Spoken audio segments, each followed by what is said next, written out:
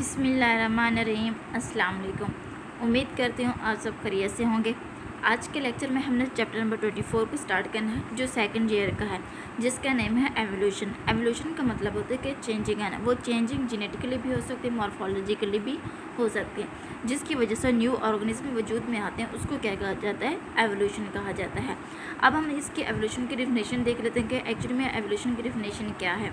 Evolution can be defined as a series of gradual genetics and the resulting the morphological change in the organisms which the generation after generation leads to the production of a new species। ये जो evolution है ना, इसके अंदर जो changing आती है ना, वो मतलब ऐसा ऐसा आती है, और एक तो दूसरा ये कि ना सीरीज़ की फॉर्म में आती है, मतलब एक सीक्वेंस की फॉर्म में आती है। और ये जो चेंजिंग है ना, ये जेनेटिकली भी होती हैं और मॉर्फोलॉजिकली भी होती हैं, और ये जनरेशन टू जनरेशन चलती रहती हैं, और जिसकी वजह से जो न्यू ऑर्गेनिज्म, जो न्यू स्पीशीज़ हैं, वो वजूद में आती हैं। ये क्या आती है हमारे पास एवोल्यूशन की डिफिनेशन। एवोल्यूशन क्या है? ये मतलब जेनेटिकली और मॉर्फोलॉजिकली किसी भी लिविंग ऑर्गेनिज्म के अंदर चेंजिंग आना और न्यू स्पीशीज़ का वजूद में आना, या न्यू ऑर्गेनिजम्स का वजूद में आना, उसको क्या कहा जाता है? एवोल्यूशन। अब हम देखते हैं इसके अंदर जो एवोल्यूशन है ना, उसका ओरिजिन कहाँ से, मतलब इसके ये जो एवोल्यूशन स्टार्ट हुए वो कहाँ से एवोल्यूशन स्टार्ट हुए। The concept of the special creations, according to the theory of special creation, all living things came into an extents in their present form, especially and specially created by the nature। देखिए ना, ये जो special creation वाले थे, जो क्रिएशनिस्ट थे ना, वो ये मानते थे कि ना जितनी भी नेचर के अंदर जो भी मतलब लिविंग ऑर्गेनिज्म वजूद में आए हैं, वो वैसे की वैसे ही रहेंगे, उनके अंदर कोई भी चेंजिंग नहीं आएगी। The species one produce never change and exist invariably in the same form. अब देखिए ना, जो स्पीशीज़ जैसे ही पैदा हुई है वो वैसे की वैसे ही रहेंगी, उनके अंदर कोई भी चेंज नहीं होगा।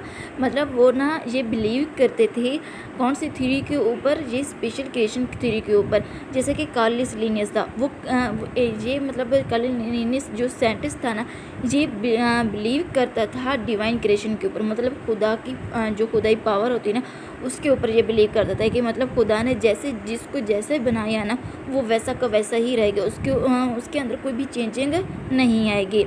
Scientist who believe in the theory of the special creations are known as क्रिएशनिस्ट।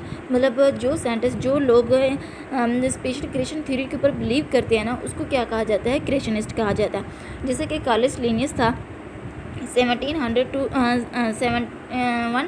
1707 to 1778 में, उसने ये मतलब ये एक साइंटिस्ट था जो उसने मतलब इस थ्योरी को पेश किया था, और उसने कहा था कि ना मतलब ये मतलब जितने भी लिविंग ऑर्गेनिजम्स हैं, उनके अंदर कोई भी चेंजिंग नहीं आती, और ये ना खुदा की जो खुदाई पावर थी ना, उसके ऊपर बिलीव करता था। ये था स्पेशल क्रिएशन थ्योरी या concept of special creation. Next हमारे पास है कॉन्सेप्ट ऑफ एवोल्यूशन। अब देख रहे हैं जो कॉन्सेप्ट ऑफ एवोल्यूशन है, मतलब ऐसे साइंटिस्ट जो एवोल्यूशन के ऊपर बिलीव करते थे, उसको क्या कहा जाता है? एवोल्यूशनिस्ट कहा जाता है। ये क्या करते थे? ये बिलीव करते थे, इस थ्योरी के अंदर ये कहा जाता है कि जो लिविंग ऑर्गेनिजम्स हैं ना, वो एवॉल्व होते रहते हैं, टाइम टू टाइम ये एवॉल्व होते रहते हैं, मतलब इनके अंदर चेंजिंग आती रहती है। और उन्होंने ये कहा था कि जो one type of organisms give rise to another type of organism, मतलब एक टाइप ऑफ ऑर्गेनिज्म अराइज हुई है दूसरे टाइप ऑफ ऑर्गेनिज्म से, मतलब इज़ एन एंशियंट्स वन, मतलब जो एंशियंट्स स्पीशीज़ थी, जो ऑर्गेनिजम्स थे, ये उनसे अराइज हुई हैं। अब हम थोड़ा सा इसको रीड आउट कर लेते हैं कि एक्चुअली में ये जो कॉन्सेप्ट ऑफ एवोल्यूशन है या एवोल्यूशनिस्ट है, इसमें कहा क्या गया। The idea that organisms evolve through time with gradual change with one type of organism give rise to another type of organisms। Scientists who believed in theory of the evolution is known as evolutionist। ये मतलब कौन से scientist थे जो मतलब evolution के ऊपर जो एवोल्यूशन को मानते थे, वो थे जैसे कि डार्विन थ्योरी हो गया या अरिस्टोटल वगैरह थे, ये बिलीव करते थे कॉन्सेप्ट ऑफ एवोल्यूशन के ऊपर, और उसको कहा जाता है एवोल्यूशनिस्ट कहा जाता है। ये था थोड़ा सा ओरिजिन के, मतलब जो एवोल्यूशन है ना, इसका ओरिजिन कहाँ है, कौन सा, मतलब ये कहाँ से एवॉल्व हुई है।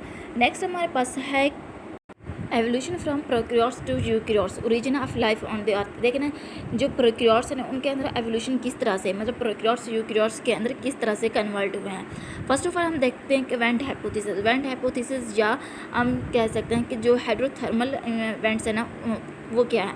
अब देखें ना, जो लाइफ है ना, जो सबसे पहले जो लाइफ का स्टार्ट हुआ है वो कहाँ से हुआ है, वो डीप इन दी ओशंस, मतलब ऐसा ओशन जहाँ पे हॉट वाटर या हॉट स्प्रिंग या हॉट वाटर प्रेजेंट था, उसको क्या कहा जाता है, हाइड्रोथर्मल इवेंट्स कहा जाता है। और ये लाइफ का वहीं से स्टार्ट हुई। ये लाइफ वहाँ पे क्यों स्टार्ट हुई, क्योंकि देखें ना, जो हाइड्रोथर्मल इवेंट्स था ना, वो प्रोवाइड करता था, एक तो एनर्जी प्रोवाइड करता है, दूसरा क्या है, रॉ मटेरियल्स प्रोवाइड करता था, जिसकी वजह से ये जो एनर्जी है या रॉ मटेरियल है, ये मतलब लाइफ की सर्वाइवल के लिए बहुत ज़रूरी होती है।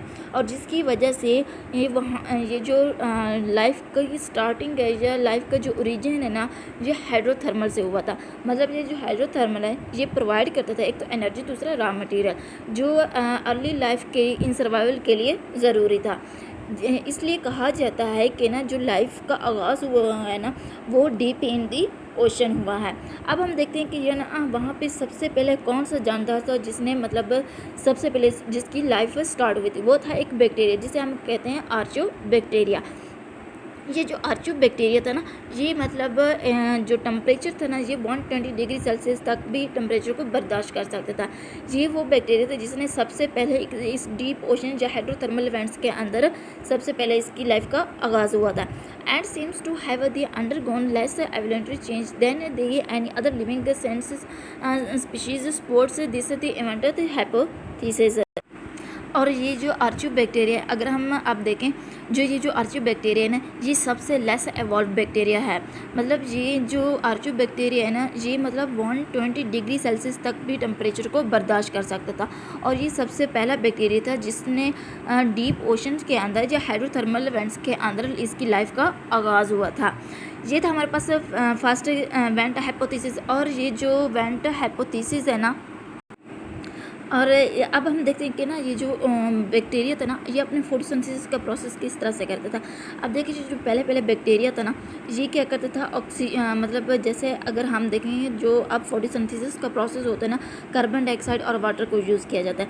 लेकिन तब ये बैक्टीरिया यूज़ करता था कार्बन डाइऑक्साइड वाटर की जगह पे H2S को यूज़ करता था। और अगर आप देखें, जो कार्बन फोटोसिंथेसिस का प्रोसेस है ना, कार्बन डाइऑक्साइड और वाटर को यूज़ करके ना जो ऑक्सीजन रिलीज़ होती है। लेकिन तब ये बैक्टीरिया कार्बन डाइऑक्साइड और H2S को यूज़ करके सल्फ़र को रिलीज़ करता था, और इस तरह से अपने फोटोसिंथेसिस को प्रोसेस को मतलब यूज़ करता था। लेकिन टाइम टू टाइम इसके अंदर ना एवोल्यूशन आती गई। जब इसके अंदर एवोल्यूशन आई, तो इसने क्या किया है, जो H2S था ना, उसकी जगह पे इसने वाटर को यूज़ करना शुरू कर दिया। जब इसने वाटर का यूज़ किया है, तो तब हुई है फॉर्मेशन ऑफ ओजोन लेयर की। मतलब जब इसने कार्बन डाइऑक्साइड को रिलीज़ करना शुरू कर दिया, ऑक्सीजन को रिलीज़ करना शुरू कर दिया, तब ओजोन लेयर की फॉर्मेशन स्टार्ट हुई है। अब देखते हैं कि ओजोन लेयर क्या है। ओजोन लेयर एक्चुअली में ये एक प्रोटेक्टिव लेयर होती है, जो हमारी जो हमारी अपर एटमॉस्फेयर है ना, वहाँ पे ओजोन लेयर की फॉर्मेशन हो गई है। किस तरह से फॉर्मेशन है, अब देखना, जो बैक्टीरिया था ना, उसने क्या किया, ऑक्सीजन को रिलीज़ करना शुरू कर दिया। जब ऑक्सीजन की अकोमोडेशन होने शुरू हुई हमारे एटमॉस्फेयर के अंदर, तो जो ओजोन थी ना, वो एटमॉस्फेयर के ऊपर एक लेयर बनाना शुरू कर दी, जिसे हम क्या कहते हैं, ओजोन लेयर कहते हैं। जैसे ही ओजोन लेयर बनी, तब एक मतलब इन्वायरमेंट के अंदर लाइफ को सर्वाइव करने के लिए ये एक सबसे बेस्ट प्लेस थी, जहाँ पे मतलब एक लिविंग ऑर्गेनिज्म सर्वाइव कर सकता था। इस वजह से जो एरोबिक प्रोक्रियोट्स थे ना, अरबिक प्रोक्रियोट्स थे ना, उनकी फॉर्मेशन होना शुरू हो गई। ये था हमारे पास ओरिजिन की, किस तरह से इसका ओरिजिन हुआ। और जो आर्चो बैक्टीरिया था, वो फर्स्ट मतलब पहले जो फोटोसिंथेसिस का प्रोसेस करता था ना, वो क्या यूज़ करता था, H2S यूज़ करता। लेकिन बाद में इसके अंदर एवोल्यूशन हो गई, जिसकी वजह से इसने वाटर का यूज़ करना शुरू कर दिया। और फिर इसने क्या किया, जो ऑक्सीजन थी उसको रिलीज़ करता था। ऑक्सीजन की रिलीज़ की वजह से ऑक्सीजन की जो अमाउंट थी ना, वो एटमॉस्फेयर के अंदर अकोमोडेट होना शुरू हुई, जिसकी वजह से ओजोन लेयर की फॉर्मेशन हुई। और इस तरह से लाइफ इस तरह से लिविंग ऑर्गेनिज्म सर्वाइव करते रहे। These are the two hypothesis about the origin of the first eukaryotic cell. First पे हमारे पास है एंडोसिम्बियोटिक हाइपोथेसिस और दूसरा हमारे पास मेम्ब्रेन इनवेगिनेशन हाइपोथेसिस। फर्स्ट हम देखते हैं कि एंडोसिम्बियोटिक हाइपोथेसिस एक्चुअली में है क्या। जो फर्स्ट एंडोसिम्बियोटिक हाइपोथेसिस था वो उसको प्रपोज किया था लेन मार्गुलस ने, और इसने क्या स्टेटमेंट दी थी। इसने ये कहा था कि ना मतलब जो लार्ज एनारोबिक एमाइबाइड प्रोक्रियोट्स है ना, ये इंजेस्ट करता है, मतलब इसको खाता है किसको, एरोबिक बैक्टीरिया को। और जो एमाइबाइड यूकैरियोटिक है वो डिजेस्ट नहीं कर सकता एरोबिक बैक्टीरिया को। जो एरोबिक बैक्टीरिया वो स्टेबलाइज रहता है, मतलब स्टेबल रहता है। कहाँ पे स्टेबल रहता है, एमाइबाइड यूकैरियोट्स के अंदर, और स्टार्ट करते हैं अपनी लाइफ को सिम्बियोटिकली, जिसकी वजह से जो लार्ज एनारोबिक है वो क्या, जो लार्ज है एनारोबिक है ना, वो बाद में क्या बन गया, यूकैरियोट्स बन गया। इस आइडिया को क्या कहा जाता है, एंडोसिम्बियोटिक हाइपोथेसिस है। इसको सबसे पहले किसने प्रपोज किया था, लेन मार्गुलस ने। और अब फिर इसका कॉन्सेप्ट फिर से मैं बता देती हूँ। इसमें ये कहा गया है कि ना, इसकी जो स्टेटमेंट थी लेन मार्गुलस की, इसने ये कहा था जो एनारोबिक एमाइबाइड प्रोक्रियोट्स है ना, ये इंजेस्ट करता है, मतलब खाता है, किसको खाता है, एरोबिक बैक्टीरिया को।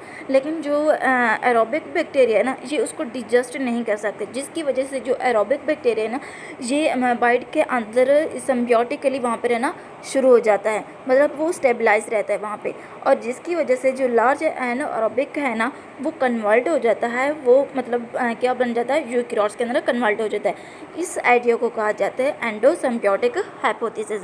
अब हम इसको थोड़ा सा रीड आउट कर लेते हैं। According to this hypothesis, eukaryotic membrane organism were evolved with when the anaerobic amoeboid prokaryotes ingest some aerobic and stabilize them as their symbiotic instead of their digesting them। मतलब जो वो है ना, क्या anaerobic एमाइबाइड prokaryotes हैं, वो उसको ingest तो करता है एरोबिक को, लेकिन वो उसको डिजेस्ट नहीं कर पाता, जिसकी वजह से वो उसकी बॉडी के अंदर स्टेबलाइज तौर पे सिम्बियोटिक की फॉर्म में रहना शुरू हो जाता है। ये थी लेन मार्गुलस की स्टेटमेंट के एंडोसिम्बियोटिक हाइपोथेसिस एक्चुअली में है क्या।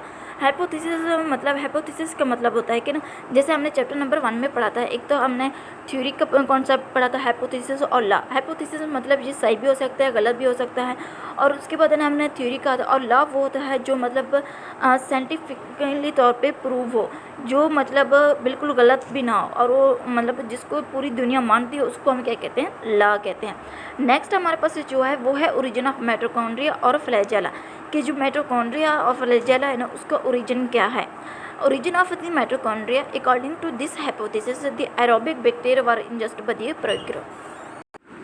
ये जो माइटोकॉन्ड्रिया है ना, ये कहाँ से अराइज हुआ, ये माइटोकॉन्ड्रिया अराइज हुआ है इंजेक्शन ऑफ एरोबिक बैक्टीरिया से। मतलब ये क्या, जब इन्होंने जो एरोबिक बैक्टीरिया थे उनकी जब इंजेक्शन हुई तो माइटोकॉन्ड्रिया क्या हुए, अराइज हुए, और they serve as the mitochondria and became the site of the aerobic respiration and most efficient energy conservation in eukaryotic cell. अब हम देखते हैं कि फ्लैजेला की किस तरह से, फ्लैजेला का ओरिजिन क्या है। ये जो फ्लैजेला है ना, ये अराइज हुआ है injection of the spiral shaped bacteria called the spirochete से। मतलब ये जो फ्लैजेला है, फ्लैजेला क्या होता है, वेब लाइक स्ट्रक्चर होता है। ये अराइज हुआ है injection of prokaryotes and the similar to this spiral the shape bacteria called the spirochetes की वजह से फ्लैजेला का ओरिजिन अराइज हुआ है। Flagella may have the arisen through the ingestion of the prokaryotes similar to the spiral shaped bacteria called the spirochetes। ये था हमारे पास कि ओरिजिन ऑफ बैक्टीरिया के ओरिजिन क्या है और फ्लैजेला का ओरिजिन क्या है। जो जो माइटोकॉन्ड्रिया का ओरिजिन है उसको मैं सिंपली तरीके से बता देती हूँ। जो माइटोकॉन्ड्रिया का ओरिजिन है वो अराइज हुआ है injection of the aerobic bacteria से, जबकि जो फ्लैजेला है ना, फ्लैजेला का ओरिजिन अराइज हुआ है injection of spiral shaped bacteria. वो कौन सा बैक्टीरिया, वो है स्पैरोचेट्स, ये उससे अराइज हुआ है। ये था हमारे पास origin of mitochondria and flagella. Next हमारे पास है ओरिजिन ऑफ द क्लोरोप्लास्ट, के क्लोरोप्लास्ट का ओरिजिन कहाँ से अराइज हुआ है। Some the heterotrophics Ameboflagellated cells ingest the atrophic bacteria, blue-green algae and thus leads to the evolution of the chloroplast. अच्छा, ये जो ओरिजिन है ना क्लोरोप्लास्ट का, ये कहाँ से अराइज हुआ था? ये अराइज हुआ था इंजेक्शन ऑफ साइनोबैक्टीरिया। ये एक सिंपल है, मतलब साइनोबैक्टीरिया कौन सा होता है? जो ब्लू ग्रीन एल्गी ना, उसको हम क्या कहते हैं? साइनोबैक्टीरिया कहते हैं। ये क्या होते हैं ना? एटोट्रॉफिक से होते हैं, मतलब जो अपनी खुराक खुद तैयार करते हैं उनको हम क्या कहते हैं? एटोट्रॉफिक कहते हैं। मतलब फोटोसिंथेसिस के प्रोसेस के ज़रिए से जो अपनी खुराक खुद तैयार करते हैं उसको क्या कहते हैं? एटोट्रॉफिक बैक्टीरिया कहते हैं। जो क्लोरोप्लास्ट है ना, ये अराइज हुआ है ब्लू ग्रीन एल्गी से या साइनोबैक्टीरिया से। ये मतलब उसके ओरिजिन थे। फर्स्ट हमने एवोल्यूशन देखी, फिर एवोल्यूशन में हमने ये देखा कि ना जो लाइफ है ना, मतलब जो लाइफ है ना, उसका आगाज़ कैसे हुआ है वो हमने देखा। हमने हाइड्रोथर्मल हाइपोथेसिस को स्टडी किया, फिर हमने स्टडी किया है एंडोसिम्बियोटिक हाइपोथेसिस, फिर हमने ओरिजिन ऑफ माइटोकॉन्ड्रिया और फ्लैजेला, लास्ट पे हमने स्टडी किया है ओरिजिन ऑफ क्लोरोप्लास्ट। अब हमारा जो नेक्स्ट टॉपिक है वो है लिमार्क आइडिया का। लिमार्क आइडिया या लिमार्क थ्योरी हम इसको कहते हैं। अब हम देखते हैं कि जो लिमार्क साइंटिस्ट था उसने क्या कहा था और इसने अपनी थ्योरी कब पेश की थी। लिमार्क ने 1744 टू 1829 में अपनी एक थ्योरी पब्लिश की थी जो एवोल्यूशन के ऊपर बेस करती थी। वो कब उसने की थी? 1809 में की थी। Lamarck was in charge of the vertebrate collection at the natural history museums in the Paris. अब देखिए ना, ये जो लिमार्क था ना, ये इंचार्ज था। किसका इंचार्ज है? जो वर्टिब्रेट्स है, एनिमल्स है ना, उनकी कलेक्शन के मतलब उनकी कलेक्शन की जाती थी और म्यूज़ियम में, और उनको म्यूज़ियम के अंदर रखा जाता है। ये म्यूज़ियम कहाँ पे था? ये पेरिस के अंदर था और ये मतलब उसके ऊपर वर्क कर रहा था। उसने फिर इस थ्योरी को पेश किया था 1809 में, और इसने एवोल्यूशन के ऊपर एक थ्योरी पेश की थी 1809 में। अब हम इसमें देखते हैं कि उसने कौन सा कॉन्सेप्ट दिया था। इसने कॉन्सेप्ट दिया था use and disuse of organ. इसने ये कहा था कि ना जो हमारी बॉडी ऑर्गन है ना, अगर हम उसका यूज़ करें या उसका डिसयूज़ करें, अगर हम मतलब किसी भी अपने बॉडी ऑर्गन को डिसयूज़ करना शुरू कर दें, मतलब उसको यूज़ ही ना करें, तो वो टाइम टू टाइम ख़त्म होना शुरू हो जाएगी। ये उसका कॉन्सेप्ट था। अब हम उसको थोड़ा सा रीड आउट कर लेते हैं। Lamarck explain that those part of the body which are the use extensively to cope with the environment became the larger and stronger. अब देखें ना, उसने कहा था जो हमारी बॉडी ऑर्गन है, अगर हम उसको ज़्यादा से ज़्यादा यूज़ करेंगे तो वो स्ट्रॉन्ग होना शुरू हो जाएंगे। बल्कि और उसने डिसयूज़ का ये कहा, well those that are not the use are not the use deteriorate का मतलब होता है कि लेस डिवेलप होना। मतलब ऐसे बॉडी ऑर्गन जिनको हम यूज़ नहीं करते तो वो लेस डिवेलप होंगे, मतलब वो टाइम टू टाइम ख़त्म होना शुरू हो जाएंगे। ये था लिमार्क का कॉन्सेप्ट। लिमार्क ने कहा था अगर हम मतलब जो हमारी बॉडी ऑर्गन है ना, अगर हम उसका यूज़ करेंगे तो वो लार्जर और स्ट्रॉन्गर होना शुरू हो जाएंगे, लेकिन अगर हम उसको डिसयूज़ करेंगे तो वो लेस डेवलप हो जाएंगे। अब हम इसके अंदर, और इस लिमार्क ने ना एक एग्जांपल भी दी थी। उसने ये एग्जांपल ये दी कि जो जिराफ़ा है ना, अगर हम उसकी गर्दन देखें तो उसकी गर्दन लंबी है। क्यों लंबी? क्योंकि ना वो अपनी जो खुराक हासिल करता था ना, वो दरख्तों से हासिल करता था, मतलब दरख्तों के पत्ते तोड़ के वो अपनी खुराक हासिल करता था। लेकिन टाइम टू टाइम उसने क्या है, जो ज़मीन पे जो घास उगी हुई होती है ना, वो उसको खाना शुरू कर दी, जिसकी वजह से उसकी जो गर्दन है ना, वो मतलब उसकी जो गर्दन की लेंथ है ना, वो कम होना शुरू हो गई। क्यों? क्योंकि ना उसने ना जो खुराक थी ना, उसने जो घास वगैरह था ना, उसको खाना शुरू कर दिया, जिसकी वजह से उसकी गर्दन छोटी होगी। ये एक लिमार्क का एक आइडिया था, एक कॉन्सेप्ट था जो उसने पेश किया था। नेक्स्ट हमारे पास जो है वो है inheritance of acquired character. In this concept of heredity the modification and the organism acquired during its life time can be pass along its the offspring. For example, long neck of giraffa evolve gradually as the cumulative product of great many generation of the ancestor stretching higher। अब देखें ना, उसने कहा था ये जो character है ना, ये करेक्टर मतलब इनहेरिटेंट में कन्वर्ट हो जाते हैं, मतलब ये ऑफ स्प्रिंग में कन्वर्ट होना शुरू हो जाते हैं। जो आगे वाली नस्ल आती है ना, उनके अंदर ये मतलब करेक्टर आना शुरू हो जाते हैं। और उसने, जैसे कि मैंने अभी आपको एग्जांपल दी जिराफे की, उसने ये कहा था कि ना जो जिराफे की नेक है ना, वो लॉन्ग है। लॉन्ग क्यों? क्योंकि ना वो अपनी जो फीड हासिल करता था वो दरख्तों से हासिल करता था, लेकिन वो टाइम टू टाइम उसकी जो फीड थी ना, उसने हासिल करना शुरू कर दी ग्रास से, मतलब ग्रास को खाना शुरू कर दिया, जिसकी वजह से उसकी जो जिराफे की जो गर्दन की जो लेंथ है ना, वो कम होना